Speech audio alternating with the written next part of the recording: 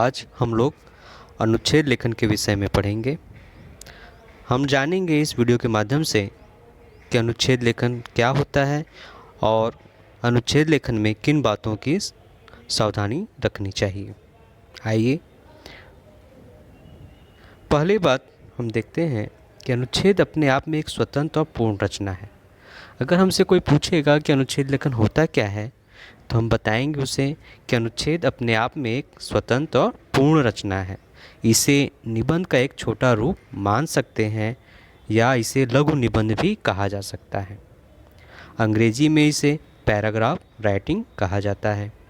कहने का तात्पर्य ये कि अनुच्छेद में शब्द सीमा निर्धारित होती है और बहुत ही संक्षेप में अपनी बातों को कहना या लिखना होता है। ठीक है, इसलिए यहाँ पर हम इसे लघु निबंध कहते हैं। निबंध जब हम लिखते हैं तो उसकी शब्द सीमा ज़्यादा होती है अपेक्षाकृत अनुच्छेद लेखन के। ठीक है, आइए आगे देखते हैं। अनुच्छेद लेखन किसी विषय का संक्षेप किंतु स्पष्ट वर्णन करना अनुच्छेद लेखन कहलाता है।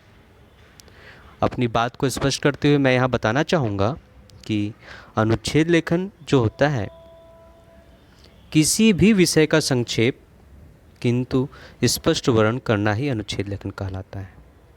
जैसा कि लिखा हुआ है, हम जब भी अनुच्छेद लेखन प्रारंभ करते हैं तो हमें शब्द सीमा का ध्यान रखना चाहिए।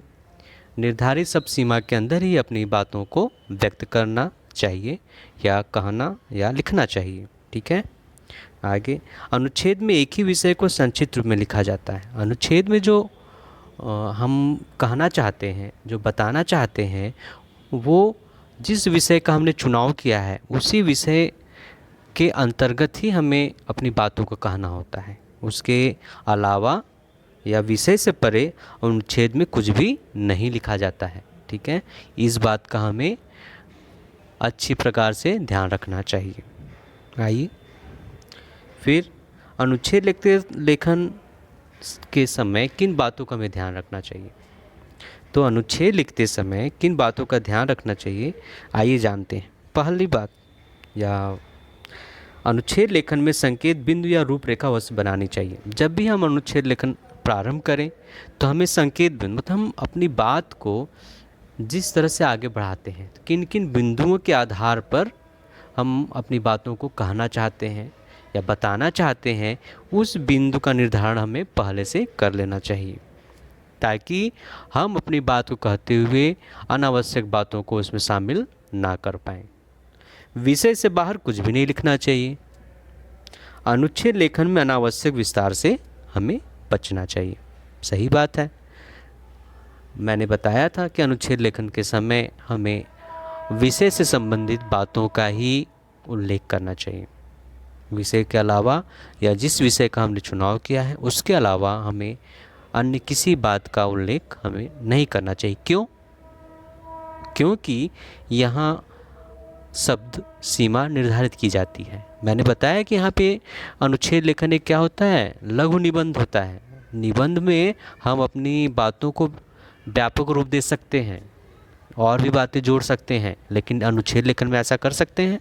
बिल्कुल नहीं, और हमें ये ऐसा करने से बचना चाहिए। ठीक है,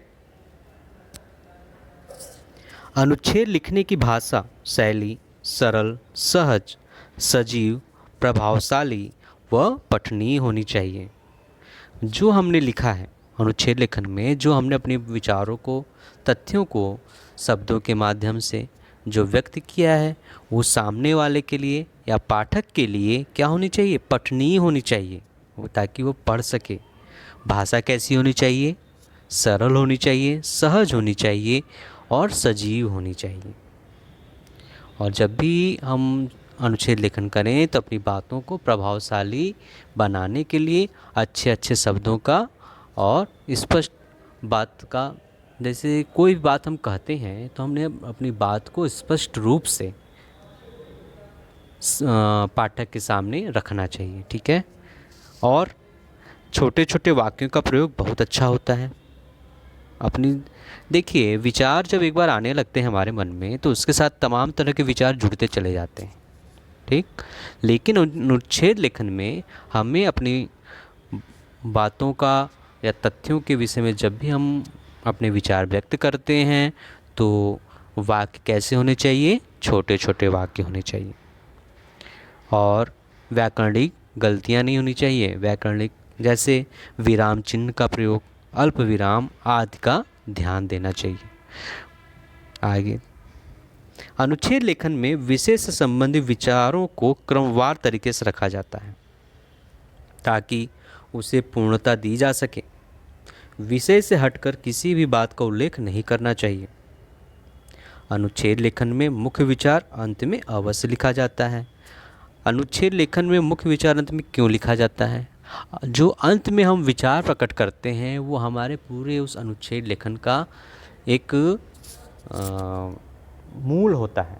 मतलब जो अंत में हम लिखते हैं वो हमारी बात को कहने या प्रभावशाली तरीके से पेश करने का या व्यक्त करने का, या फिर हम पाठक को ये बताते हैं कि हम यह कहना चाह रहे थे, हमारी बात का यह अर्थ है, हमारी बात का, ठीक है, जो मुख्य बात होती है वो बात हमें अंत में कहनी चाहिए। अब यहाँ पर हम अनुच्छेद लेखन से संबंधित कुछ उदाहरणों को देखते हैं। पहला उदाहरण मैंने लिया है कोरोना एक महामारी। कोरोना को विश्व स्वास्थ्य संगठन ने एक महामारी घोषित किया। आज कोई भी देश कोरोना के प्रभाव से अछूता नहीं है। इस बीमारी की शुरुआत दिसंबर 2019 में चीन के वुहान शहर से हुई।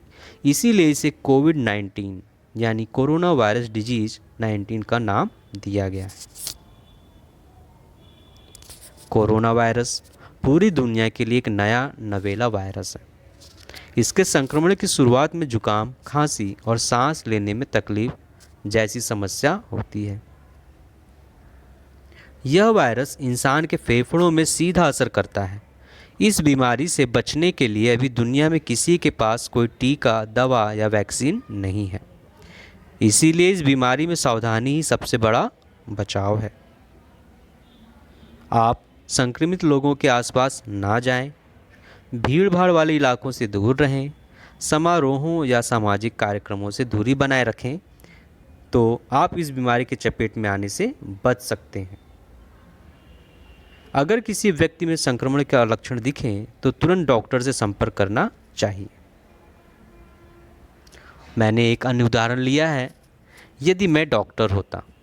इस विषय पे अगर हमें अनुच्छेद लिखना होगा तो हम कैसे लिखेंगे, आइए देखते हैं। हमारे जीवन में डॉक्टरों का बहुत बड़ा महत्व है। डॉक्टर हमारे समाज का सबसे बड़ा सेवक व भगवान का दूसरा रूप माना जाता है। यदि मैं डॉक्टर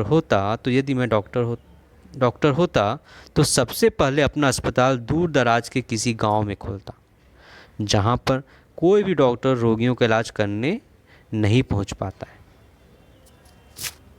मैं रोगियों का अच्छे से अच्छा इलाज करने की कोशिश करता, बाज़ार में आने वाली नई नई दवाएं और उपकरणों के बारे में जानकारी प्राप्त करता रहता, ताकि मैं भी अपने रोगियों को बेहतर सेवा दे सकूं। सभी रोगियों का इलाज अपने ज्ञान, अनुभव और कुशलता के बल पर करता। हर महीने अलग अलग गांवों में मुफ्त चिकित्सा शिविर लगाता। जब मरीज हमारे शिविरों से भले चंगे होकर अपने घर जाते तो मुझे अपार खुशी होती और मेरा डॉक्टरी की पढ़ाई सफल हो जाती।